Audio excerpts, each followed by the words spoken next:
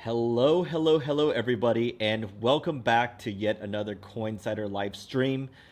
In today's stream, it's going to be a news roundup stream, aka the biggest news from the past week. I have about like 10 different topics that are super diverse. So if you haven't been really listening that closely or following on X, then you'll want to watch this entire stream because we're going to cover all the juiciest topics that happened all over the crypto space in this past few days. So first and foremost, if you can give me a quick mic check, does my mic sound good? Is the volume loud enough? Let me know and I can adjust it as need be. But as I said, I think on Fridays, I'm going to make it a kind of a set, a consistent format to do these weekly news roundups. And then during the week, I can do those like review your portfolios and like other deep dive into various sectors and topics and projects. So just to switch things up and keep things a little bit also a little bit more consistent in terms of the different formats that you get from me in these streams. Good morning from Montana. I am honestly bearish. I'm a little bit expecting sideways for at least a few days. But today, we're going to talk about the biggest news that happened in this past week that you must know about if you're an investor or trader in the space. So, of course, we're going to start with the saga of the Hyperliquid whale called James Wynn, who had $1 billion notional position, but then he got liquidated. So we're going to look all through that interesting saga. And it's going to be really juicy and really interesting. If you haven't been following along that closely, this is something that you're going to want to know about. Okay, so I have some great links for y'all. And this is the first news piece. And exactly. You're jumping the gun here, but this has something to do with Moonpig. It has a story to do with Hyperliquid, huge leverage, memes, shady stuff. There's so much to do here, so much to dig into here. All right, let me share my screen. Okie dokie. So wait one sec.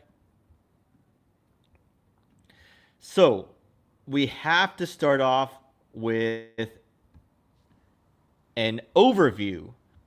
This pseudonymous trader, this is probably not his real name, by the way, but it's James Wynn, the most reckless and legendary trader. He got almost $100 million and then lost all of that by getting liquidated. We're going to take a look at his story.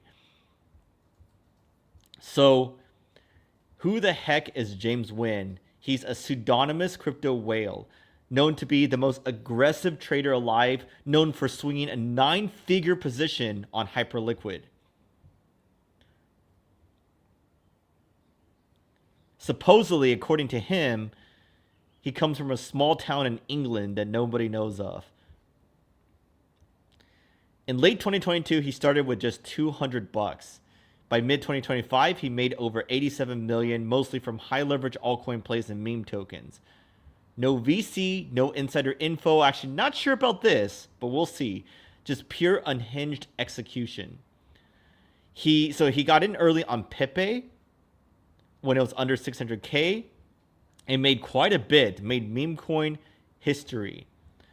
And then, most recently, he got known for over a $1 billion long position gone wrong.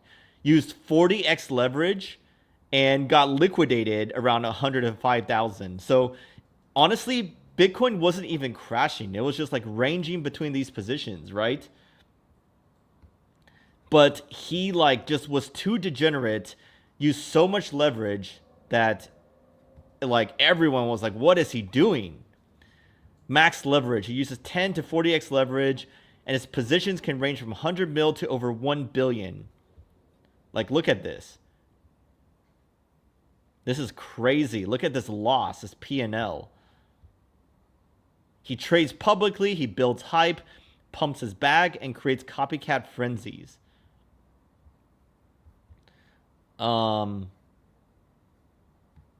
He made a lot in a week and then lost a lot in a day.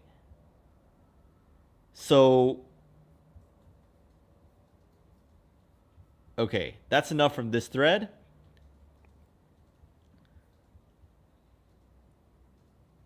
Yes, we are talking about the initial story. We have a lot of threads to go through, Mr. Cash. Don't worry. But this is Arkham Intelligence showing that James Wynn has just been liquidated for $100 million. And here's their proof based on the flows and the Hyperliquid public position data. And this is May 29th, late last night. But here's the history, though. Zach XBT, the foremost on-chain investigator and detective, he does not like James Wynn because he said, like, James Wynn is like, scam alert, the cabal are launching coins in my name, blah, blah, blah. I only support 2 non-cabal meme coins, and that's Moonpig and Pepe. And then Zach XBT is like, warning, scam alert, same thing he did. You literally pumped and dumped the same kind of meme coin scams on your followers over the past few years. And he linked this thread showing the history of James Wynn being a liar, fraud, and scammer. And they showed several examples. Like Baby Pepe asking for an early bag, asked for 2% of the supply, and then like sold a bunch, dumped on his community, etc., etc. You know exactly. And here, check this out. A wallet just dumped 2% of the Titcoin supply. The tokens originated from a wallet called moonpigreserves.sol. These funds were transferred to Binance and have now been deposited into James Wynn's Hyperliquid account. So the whales are actually addicted gamblers who sell their bags to add more margin. Got it. You see? He's just like dumping stuff and funding his gambling addiction. And look, he lost so much from his liquidation that this is now what he's resorting to do. This is his tweet. The Perps Casino was fun, 0 regrets. Flipping 4 mil to 100 mil back down to 13 mil is one hell of a thrill. And now he is shilling his meme, Moonpig, saying that he's going to have an X Spaces with Justin Sun, who of course can't resist any sort of publicity, right?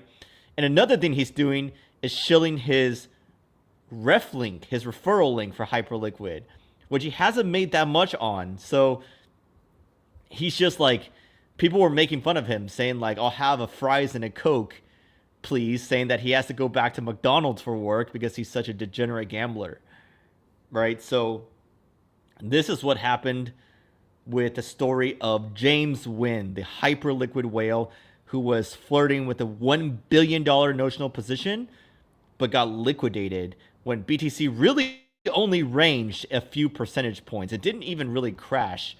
So this is like the canonical story of the dangers of leverage and why y'all shouldn't do what he did, essentially. Like, I don't have an issue with using leverage to hedge your position, but to just swing trade and like lose everything in a 3% consolidation range is just insane. Like,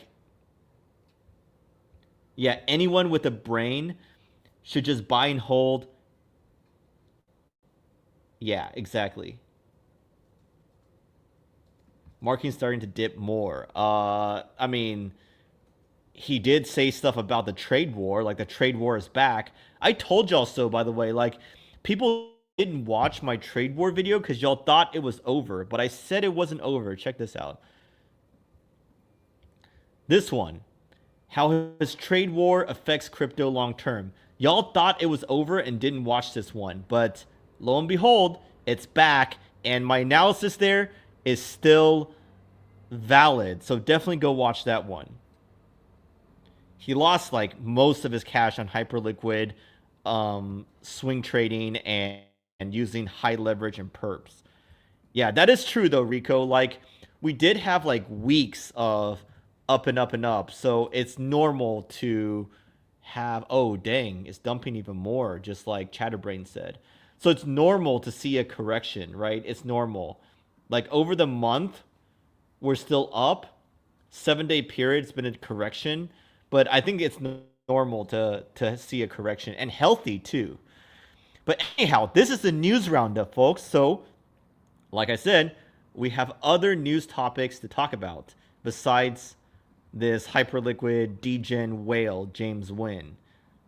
So, what else was the big news in this past week? Well, one thing was that the Bitcoin conference happened in Vegas. If you remember, right here.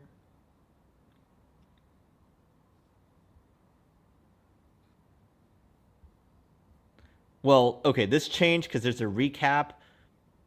Oh, right here, Vegas.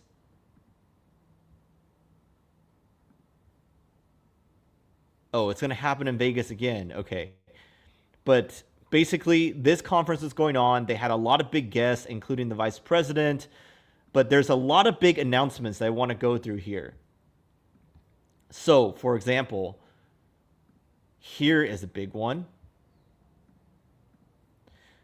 Senator Lummis, the really the best BTC person in Congress, she said that she's really going to push for the strategic Bitcoin reserve bill very, very soon. And she wants the US to hold at least 5% of the world's Bitcoin in reserve. So this is big bullish news. She has not forgot about the strategic Bitcoin reserve. And there's a lot more buying that was announced, though. A lot more straight up buying. Like, check this out. GameStop just bought almost 5,000 more Bitcoin. Made that announcement. PSG, the soccer club, adopts Bitcoin as a treasury reserve asset. This was announced yesterday, May 29th. Pakistan even exploring their own strategic Bitcoin reserve. And Pakistani government is they setting had a up their talk from own their minister. Government-led Bitcoin strategic reserve. Look, you hear that? And we want to thank... And here's another one. They're announcing a bill in the UK as well for their own strategic reserve. So a lot of bullish news coming out of the conference that I bet a lot of y'all missed. That's why I wanted to share this during today's stream.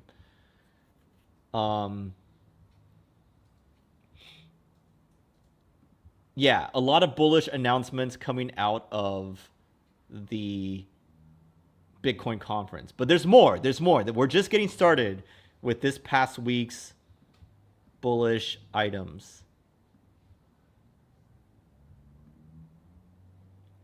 For example, right here, Trump Media Group announces a 2.5 billion Bitcoin treasury deal. They said this is one of the largest Bitcoin treasury deals of any public company. And here's the fine print. Sell approximately 1.5 billion in common stock and convertible senior secured notes for 2.5 billion in private placement offering. And guess what? This was announced May 27th, near the start of the conference, and today they closed their raise to create a Bitcoin treasury. That was fast. And check out this mini pump right here from their DJT stock after that was announced. I mean, it has retraced. The whole market's retracing, actually. Let's take a look at, like, NVIDIA. If NVIDIA's retracing... Oh, NVIDIA is down quite a bit today. But it's still quite high. Still near all-time highs. So really nothing to worry about here. Yeah, it really could be a sell the news event. I mean, historically, through every big Bitcoin conference, it has been like sell the news event. So Rico is exactly right here. But we have more. We have more. Now, what is something that has been really flooding CryptoX lately? If you guys have been around CryptoX, you must have noticed Kaito and their mindshare stuff with their Stay Loud campaign. That is really like flooding the CryptoX space. A lot of people posting about that. So I'm going to look into that as one of the big topics of this past week. So let me pull up some stuff. Stay Loud is the name of the campaign. It has something to do with Kaito. If you guys have heard of that, it's like in the InfoFi space. And a lot of influencers are posting about it. But what is that? Like, what do you have to know about it? What are the newsworthy things to know? Well, here it is. Stay Loud. It's an airdrop campaign distributing rewards, aka tokens, to the top mindshare contributors weekly forever. Powered by Kaito. Kaito is the one that analyzes the mindshare of various influencers. For example, Kaito answers the question of who are the top influencers that cover various projects, right? So Loud is a campaign built on top of it, and they have an initial attention offering. They also have a leaderboard for people's mind share. And this on the right is the key. Right? Here, let me just zoom in and share that with you. Okay, did that just disappear after I zoomed in? Oh, right here. Okay, here you go. Loud is an experiment that explores incentives for social engagement. The core idea: what happens when you reward people for talking about a coin forever? Every week, trading volume generates swap fees that gets distributed to the top contributors of Loud's mindshare, creating a sustainable cycle. First of all, I don't think it's going to be sustainable. Like, this is going to drop off, and I'm going to share with you why. But basically, you tweet about Loud to earn mindshare. Top contributors earn rewards each week, and rewards come from actual trading fees and are distributed in Sol, which I like. Here's the fee split. 4% after Meteora. Mindshare as Kaito and Creator. So, they are also doing their own Loud token.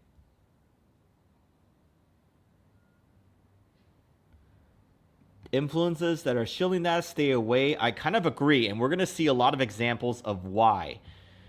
But check this out. They're doing an initial attention offering basically for their Loud token. And it's designed to fuel the decentralized attention market experiment built around Kaito mindshare rewards. And they're going to give priority access to the top 1,000 Loud yappers, and also access to all Kaito users with a linked Solana address and 10 plus smart followers. But here's the thing. A lot of people are tweeting about Loud to get in on this, to increase their mind share and get on this leaderboard and things like that. But people are pissed off. People like Crypto Kusama are pissed off. Check this out. Someone has created Silencio, made to make fun of this Loud campaign. They're like, they want to bribe Loud people to STFU. Rewards are only unlocked if bribed creators don't mention Loud for an entire week. Initial peace offering. This is so funny. But this is only the beginning. This guy is muting Kaito, Stay Loud, and Loud. I don't want to waste my time. And this is a little bit more thought out of kind of criticism. But they said InfoFi's issue is clear. It self-selects for the lowest quality people promoting the lowest quality projects. When a measure becomes a target, it ceases to be a good measure. 95% of projects on Kaito's board are complete vaporware and have done zero for the industry besides fleecing retail.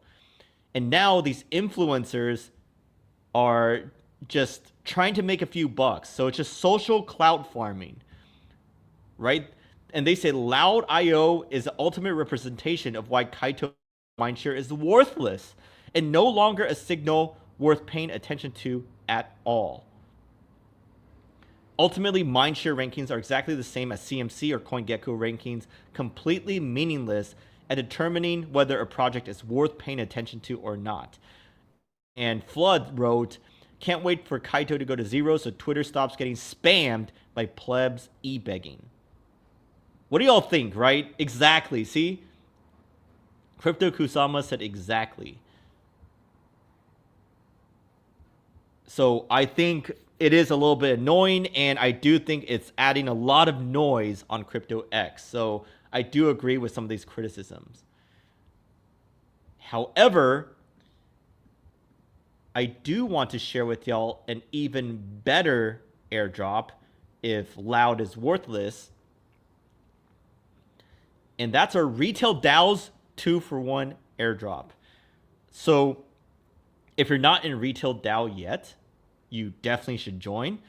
And if you don't want to buy the 20K retail tokens to join, don't worry. You can just do this airdrop for new members only. I believe I left the quest end link below. You got to fill this out. And you got to write a thread that analyzes one of the projects on Kaito's pre-TGE leaderboard. So the 2-for-1 essentially is if you write that thread, you get 60K retail tokens, assuming that you follow all the requirements and do these tasks. And you could get an airdrop from whichever one of those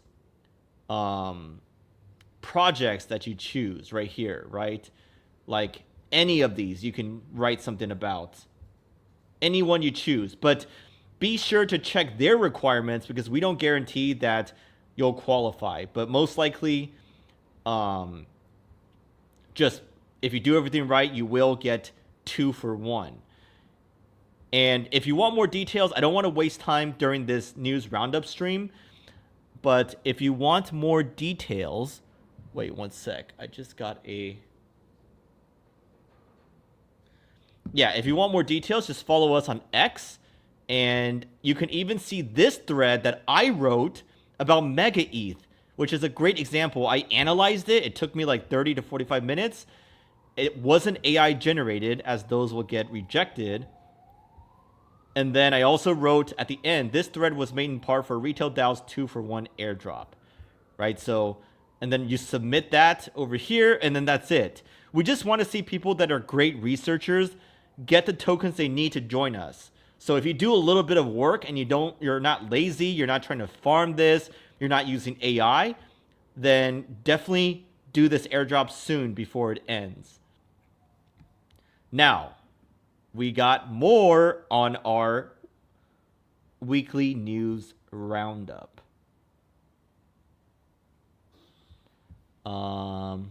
Right here. Moving on. Did y'all hear about this?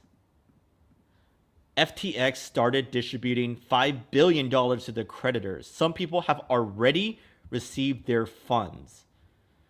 Some people are saying that this could cause alt season because they're getting stable coins, and they're saying that they could deploy that into the crypto space, right? So we have seen people start to receive their funds, which is amazing. Finally, they get their money back. Well, it sucks that they're not getting like Bitcoin in kind, right? But at least they're getting their dollar worth at that time, and they could potentially deploy or use it to like buy other stuff or pay other stuff, right? But that is one big news of this past week. Now, here is another big news, an ongoing one that we've covered a lot lately. But Circle is ending up with their IPO, planning to list on the New York Stock Exchange under ticker symbol CRCL, targeting a 6.7 billion valuation after all, which is a little lower than the rumors of Ripple bidding like 10 billion for it, right? Which is a little bit surprising. But people are bullish on it, writing a thread saying they have over 1.6 billion in revenue, They're the issuer of USDC, their core infrastructure finally hitting the public markets, and could be the best way to get exposure to the exponential stablecoin growth. And check this out. This is from Bloomberg. Circle Internet IPO is said to be multiple times oversubscribed. Deal is seeing strong demand among long-only investors, a different person said, asking not to be identified. Their initial public offering has received orders for multiple times the shares available. So people are bullish. You know why? Check this out. BlackRock to acquire 10% of USDC issuer Circle IPO shares. So chat, let me know. Are you going to be buying Circle's stock on Robinhood perhaps after it goes live? Or are you going to wait? Or are you bearish on them? Let me know what you think. Personally, I think their business is a little bit too concentrated in one area and there's risk. However, with BlackRock bidding, potentially Ripple bidding some of it and other people bidding more, this could go up quite a bit, especially if they open only at around like 6 billion. So let me know what you think about Circle's IPO and if y'all are going to be buying any. However, there is more. I told you this is the weekly news roundup of the biggest news of the past week. So here is another one. Have y'all seen this? SEC says staking on proof of stake blockchains is not a securities offering, opening up our space to offering a lot more things. Like it says, self or solo staking, custodial staking, and custodial arrangements. Yeah, a lot of details here, but check this out. This is a green light for ETH staking ETFs. Yield-bearing, deflationary, and now institutionally compliant. ETH just became Wall Street's favorite asset. And this is their division of corporation finance, talking about various, not all types of staking, but especially protocol level security staking, like ETH staking, for example, does not make it a security. So that is great clarity. Look, SEC affirmed that participation in protocol staking activities does not require registration under the security laws. Providing security is not a security, as Hester Pierce said.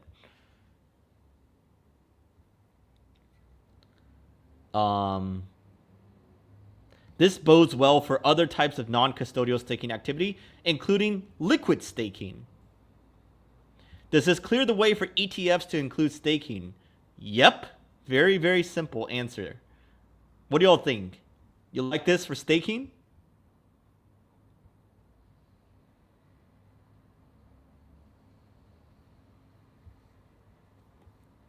Oh, and also welcome Josh, King Capital. We are going to do a co-stream between Coincider and King Capital next week. Still got to plan that out, but we'll do a co-stream sometime. So y'all definitely will see him around for that. Let's see. Next up is a topic that we covered in last week's news roundup, but this is a new kind of like a new advancement or new update of it. So check this out. Remember the SWI protocol that got exploited and they froze the funds? And that was a huge kind of debate over centralization or decentralization. But they did a vote on SWI that basically hard-coded the attacker addresses and like transferred their stolen funds to a Cetus multisig wallet. And they had 90% vote in favor. And then some like no and some abstain. But they basically went a little bit less in favor of decentralization, but in favor of protecting their users, right? Mixed feelings, but I do like that the hacker was stopped in this way. And here is their governance vote. You see, abstain no and 90% yes. And this was like a lot of the validators votes. And here's an announcement by Cetus Protocol's official X page. Within just 48 hours, the Sui community united to pass a critical on-chain vote. 90% of validators and stakers voted in favor. And now they're going to protocol upgrade, blah, blah, blah, asset conversion, compensation, back online. So this is kind of a momentous event in at least the journey and history of Sui. Very different from the ETH DAO split back in the day, but more modernized per se. Where are the likes? If you're watching, guys, I would really appreciate a like on the stream. And also, I try to do this around 12 noon Eastern, 4 to 5 days a week during the weekdays. So very easy for you to remember and join me in the future if you like these types of news roundup streams or like audience interaction streams where I review your picks, review your portfolios, or deep dive into some particular like sector or niche, like InfoFi, Launchcoin, you know, all the big ones that were happening lately. Yes, Nick, thumbs up. Now, I am not done yet. Check this out. This is going to be funny. Netflix, this is not a joke. Netflix is going to create a mini series, limited series called The Altruists about the infamous founders of FTX, Caroline Ellison and Sam Bankman-Fried. But check this out. These actors and actress looks nothing like them, right? And check this out. This is really funny. You got to listen to this. Have you seen a goddamn picture of Sam Bankman-Fried? Have you seen a picture of goddamn Caroline? They look like fucking goblins! These two are too fucking sexy! You're making them into fucking models on the fucking runway! These two are... What do y'all think about that? That is so true, isn't it? And yeah, people are saying, this is funny though. Check this out. Everyone's looking at it the wrong way. She's FBF and he's Caroline. What do y'all think about that? That's hilarious. And are y'all going to watch this show or no? I may watch it just because I think it's hilarious, but it probably won't be that good, or who knows? Who knows? Who knows? Chat, let me know what you think about this.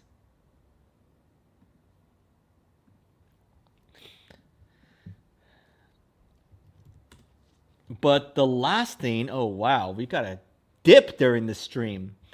The last thing I kind of wanted to do was to look at the pumps of the week. Now, granted, a lot of them retraced in the past few days, in the past like day or two.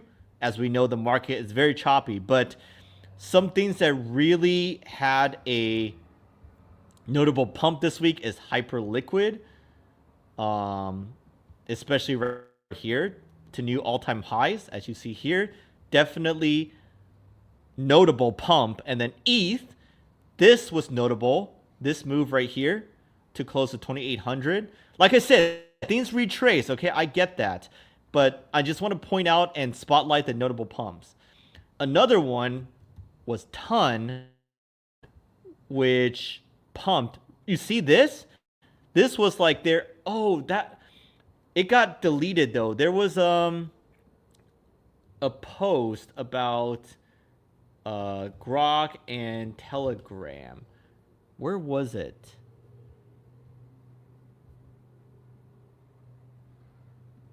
right here. The founder of Telegram said, this summer, Telegram users will gain access to the best AI technology on the market. Elon Musk and I have agreed to a 1-year partnership, blah, blah, blah. And Elon said no deal has been signed. And Pavel said true, agreed in principle, but formalities are pending. So that's why Ton had a big pump, as you see here. And then another one is some meme coin that Murad must be happy about this because SPX 6900 is his favorite meme coin. So I think at the end of each of these news roundups, I'll do a pumps of the week. And in this past week, it was Hype, ETH, Ton, and SPX meme coin. No ETH pump, no alt season. That is so true, Crypto Kusama. So true. But folks, that was my weekly news roundup. Chat, let me know in the chat right now and in the comments if you're watching afterwards if you like these top news of the past week streams that I'll try to do every Friday, and then an audience interaction stream probably every Wednesday, then deep dives and other guest streams like Monday, Tuesdays, and Thursdays. Let me know what you think about that. I think that's going to be the order and the structure of my streams going forward. I really enjoy doing these streams for y'all because I can really answer questions, see what y'all are thinking, and share things like Retail DAO, the Retail DAO airdrop that's going on right now. You guys got to check that out. Link in the description. If you're not in Retail DAO yet and you don't want to spend like the $12 it takes to get the tokens needed to enter, then you can join, or you can get enough, more than enough, by doing that 2-for-1 airdrop that will select for great researchers and great analysts, or at least people who care about that, right? We don't want people who just write some crap and just get the airdrop and dump. So anyhow, see y'all next time, and hope y'all give this a like. And please check out Retail DAO, links below.